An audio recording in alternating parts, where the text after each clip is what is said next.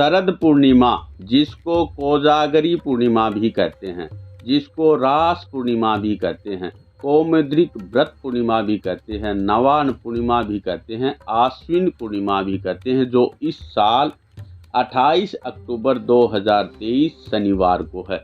ये पूर्णिमा कुछ खास है क्योंकि इस दिन चंद्रमा का ग्रहण भी है।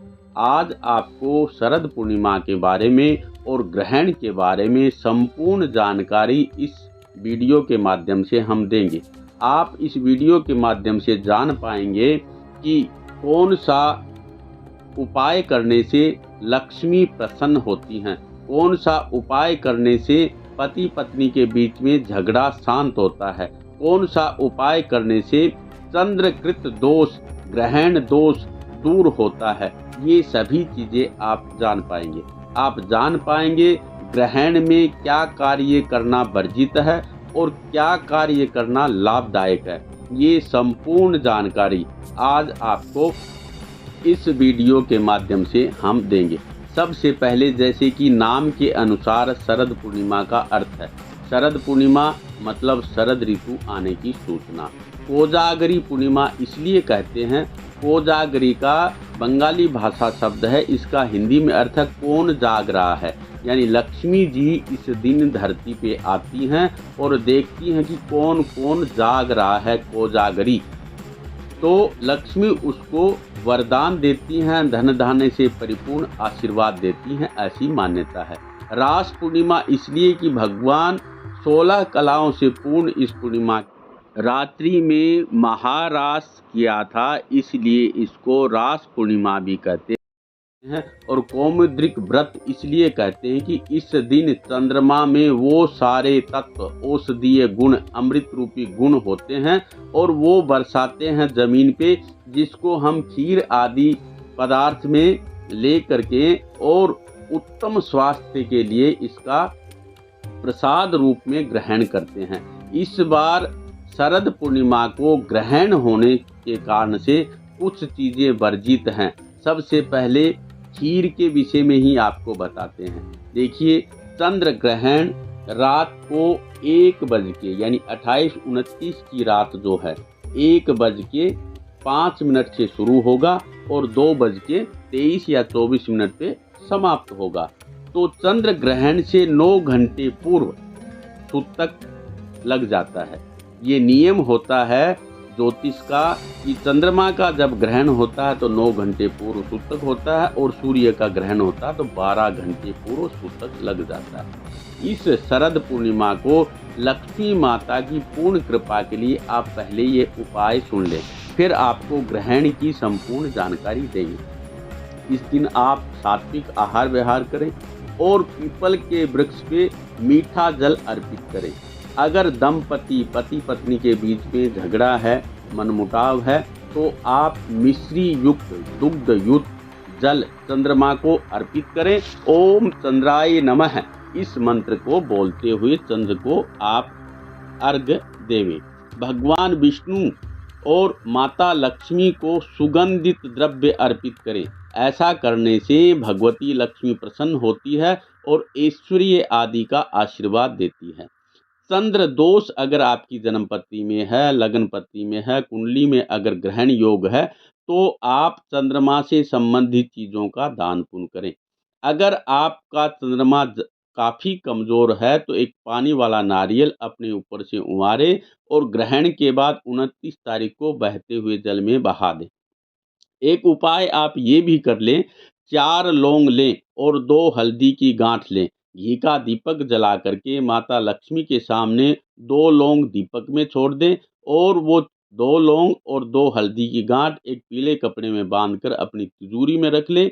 साल भर तक आपको धन धान्य आदि की कमी नहीं रहेगी। ध्यान रहे, ये सारे उपाय आप ग्रहण का सूतक यानी 28 तारीख को 4 बज के शाम को 5 मिनट से पूर्व ही करें। एक बात का विशेष ध्यान रखें, खीर बनाने का 2 ही विकल्प हैं। या तो आप 27-28 की जो रात्रि है उसमें सुबह 4 बजे खीर बना करके चंद्रमा को दिखाएं, या फिर 28-29 तारीख को ग्रहण समाप्ति के बाद यानी कि 2:24 के बाद आप स्नान दान आदि करके और खीर बनाएं और चंद्रमा को दिखाएं। फिर 29 तारीख को सुबह आप उसको प्रसाद रूप में ग्रहण करें। दिवस है ये ग्रहण, शरद पूर्णिमा का ग्रहण है। इस ग्रहण के दौरान तांत्रिकों के लिए सिद्धि का बहुत बड़ा योग है। आप मंत्र जाप करें, अपनी सिद्धि करें, लेकिन आप सात्विक रहकर करें। चंद्र ग्रहण भारत के अलावा ऑस्ट्रेलिया, संपूर्ण एशिया, यूरोप, अफ्रीका, दक्षिण पूर्वी उत्तरी अमेरिका, हिंद महासागर, दक्षिण प्रशांत महासागर में भी दिखाई देगा। ऑस्ट्रेलिया, रूस के पूर्वी क्षेत्रों में ये ग्रहण ग्रस्तास्त यानी ग्रस्त होते समय दिखाई देगा, और जबकि कनाडा, ब्राजील और अटलांटिक महासागर में चंद्र उदय के समय यह ग्रहण दिखाई देगा, जिसको ग्रस्तोदय कहते हैं। ध्यान रहे, ग्रस्तास्त उसको बोलते हैं जब चंद्रमा अस्त होने वाला हो, और ग्रस्तोदय उसको बोलते हैं जब चंद्रमा उदय होने वाला हो। ग्रहण के प्रारंभ में, ग्रहण के मध्य काल में और ग्रहण के अंत काल में स्नान का विधान है। वैसे तो अपने शास्त्रों में रात्रि काल में स्नान वर्जित है, लेकिन ग्रहण काल में लिखा हुआ है कि पुत्र जन्मनि यज्ञेच तथा संक्रमणेरवि राहोश्च दर्शने कार्यम प्रशस्तम नान्यथा निशि। यानी वशिष्ठ संहिता का यह मत है कि पुत्र के जन्म के समय, यज्ञ के समय, सूर्य आदि संक्रांति के समय और सूर्य चंद्र ग्रहण के समय में रात में भी स्नान कर लेना चाहिए। इसलिए आप अगर हो सके शुरू होने से पहले चंद्र ग्रहण के मध्य काल में और चंद्र ग्रहण के अंत में तो जरूर स्नान करें। स्नान के बाद आप दान पुण्य आदि की जो चीजें हैं उनका संकल्प लेकर के 29 तारीख को सुबह सूर्योदय के बाद यथा योग्य व्यक्ति को वो चीजें दान कर दे। इस ग्रह किस किस के ऊपर क्या क्या प्रभाव पड़ेगा, ये संपूर्ण जानकारी भी हम ये चंद्र ग्रहण अश्विनी नक्षत्र और मेष राशि में घटित हो रहा है। इसलिए इस राशि और नक्षत्र के उत्पन्न जातकों के लिए राहु, चंद्रमा और मंगल का जप दान करना जरूरी है। इन 12 राशियों पे इस ग्रहण का क्या प्रभाव पड़ेगा, ये जानकारी भी आपको दे रहे हैं। मेष राशि वालों के लिए दुर्घटना, शरीर कष्ट और शत्रुता का भय है। वृष राशि वालों के लिए धन हानि और चिंता हो सकती है। मिथुन राशि वालों के लिए धन लाभ और उन्नति के संकेत हैं। कर्क राशि वालों के लिए रोग और कष्ट और भय का खतरा है। सिंह राशि वालों के लिए संतान संबंधित और गुप्त चिंताएं हो सकती हैं। कन्या राशि वालों के लिए ग्रहण का प्रभाव से शत्रु भय, साधारण लाभ और खर्चे अधिक हो सकते हैं। तुला राशि वाले जातकों के लिए पति पत्नी में परेशानी हो सकती है। वृश्चिक राशि के जातकों के लिए ग्रहण के कारण से गुप्त रोग, चिंता और संघर्ष हो सकता है। धनु राशि वाले जातकों के लिए खर्च अधिक हो सकता है, कार्य विलंब हो सकता है। ग्रहण के प्रभाव के कारण से मकर राशि के जातकों के लिए कार्य सिद्धि और लाभ का योग है, एवं कुंभ राशि के जातकों के लिए धन लाभ और उन्नति के संकेत हैं।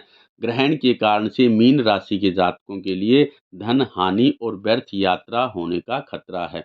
ग्रहण काल में का जाप करना या अपने गुरु मंत्र का जाप करना श्रेयस्कर है। ग्रहण के बारे में सामान्य जानकारी और आपको हम दे देते हैं। ये है ग्रहण आश्विन मास में घटित होने के कारण से चीन, इराक, सिंध आदि देशों में कष्ट, प्राकृतिक आपदा हो सकती है, और शिल्पी, बढ़ई, डॉक्टर आदि इनको थोड़ी पीड़ा हो सकती है। ग्रहण शनिवार को घटित हो रहा है, इसलिए चोरों का उपद्रव हो सकता है। राज्य में मंत्रियों को कष्ट हो सकता है। धान्य, चावल, मूंग, तांबा, काली मिर्च, सरसों आदि का संग्रह करने से आगे उत्तम लाभ हो सकता है। ग्रहण अश्विनी नक्षत्र में है, अतः घोड़े, सेनापति, डॉक्टर, नौकरी पेशा लोग, व्यापारी लोगों को थोड़ा कष्ट हो सकता है। यह ग्रहण सिद्धि योग में हो रहा है, तो धातुओं के बर्तन बनाने वाले और तपस्वी लोगों को भी थोड़ा पीड़ादायक है। यह ग्रहण मेष राशि में घटित हो रहा है। पंजाब, आंध्र प्रदेश, मध्य प्रदेश, मथुरा आदि क्षेत्र, राजस्थान का कुछ भाग, इनमें शस्त्र, अग्नि आदि का भय हो सकता है और व्यापार करने वाले लोगों को पीड़ा हो सकती है। यह ग्रहण कालीन चंद्रमा के ऊपर मेष राशि स्थित चंद्रमा के ऊपर गुरु और राहु के साथ है तथा इस राशि पर शनि और मंगल की दृष्टि है। शास्त्रों में इसका फल अनिष्ट ही लिखा है। कहीं वर्षा अधिक, जन धन हानि के योग, कहीं दुर्भिक्ष तो कहीं सुभिक्ष, ऐसा योग बनेगा। चोरों आदि का भय, उड़द आदि, कृष्ण धातु, लोहे आदि पदार्थ, क्रूड ऑयल, लाल रंग की वस्तुएं, ये तेज भाव हो सकती हैं। राजाओं को युद्ध भय हो सकता है और प्रजा में महंगाई का कष्ट हो सकता है, क्योंकि लिखा हुआ है कि शनैश्चरेत ग्रहणम निरीक्षेत दुर्भिक्ष चौरोत्थभयम त्वदृष्ट्या कृष्णानि धान्यानि च कृष्ण धातून कुर्यान महार्गान शशितान विलेपान।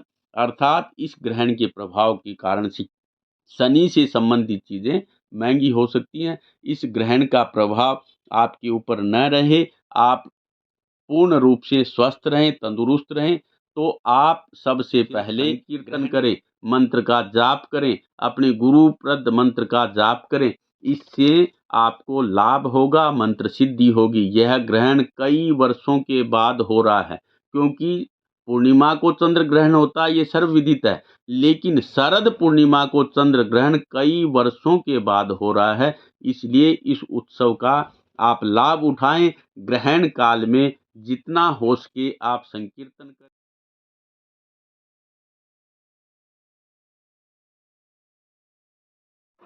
भजन करें, गुरु मंत्रों का जाप करें, अपने इष्ट देवता, कुल देवी देवता के मंत्रों का जाप करें। इससे आपका कल्याण होगा, आपको लाभ होगा।